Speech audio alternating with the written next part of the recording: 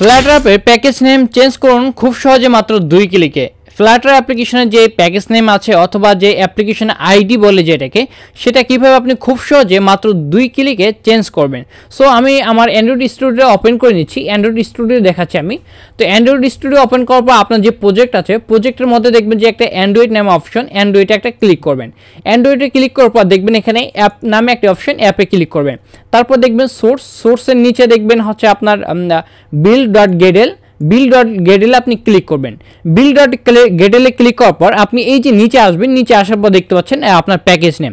যেমন আমার অ্যাপ্লিকেশনের প্যাকেজ নেম আছে .com arif হচ্ছে অ্যাপ। তো আমি এটা এখন পরিবর্তন করব জাস্ট 2 ক্লিকে। তো এটা পরিবর্তন করার জন্য আমি এখান থেকে .com থেকে নিয়ে অ্যাপ পর্যন্ত অর্থাৎ প্যাকেজ নেমটা সিলেক্ট করব।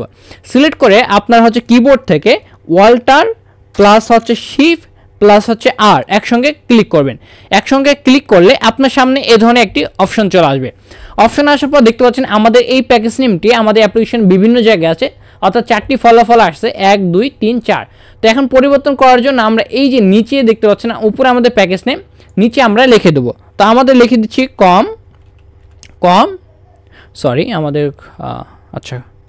কম ডট, ধরেন আমি এসভি দিচ্ছি,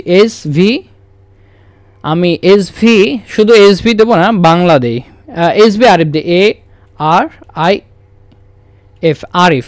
তারপর হচ্ছে আমি .অ্যাপ দিয়ে দিচ্ছি, বা আপনি অন্য কিছু দিতে পারেন। তো আমি .অ্যাপ দিয়ে দিলাম। তো হচ্ছে .com sv.app। তো এখানে নিচে দেখতে পাচ্ছেন, নিচে হচ্ছে রিপ্লেস ওয়ালে আমি ক্লিক করব, অথবা আপনি ওয়াল্টার প্লাস সি প্লাস ইন্টার চাপতে পারেন। তো আমি হচ্ছে এখানে ক্লিক করতেছি ম্যানুয়ালি, এতে ক্লিক করলাম, তারপর রিপ্লেস, তো রিপ্লেসে একটা ক্লিক করব। তারপর দেখতে পাচ্ছেন আমাদের অ্যাপ্লিকেশনের প্যাকেজ নেমটা কিন্তু চেঞ্জ হয়ে গেছে।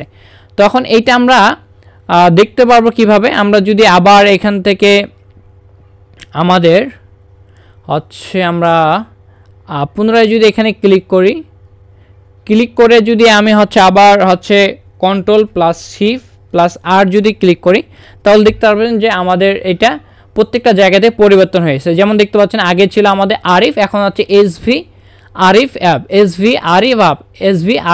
অ্যাপ। সো এইটা ছিল খুব সহজ একটা টেকনিক পরিবর্তন করা। হ্যাঁ।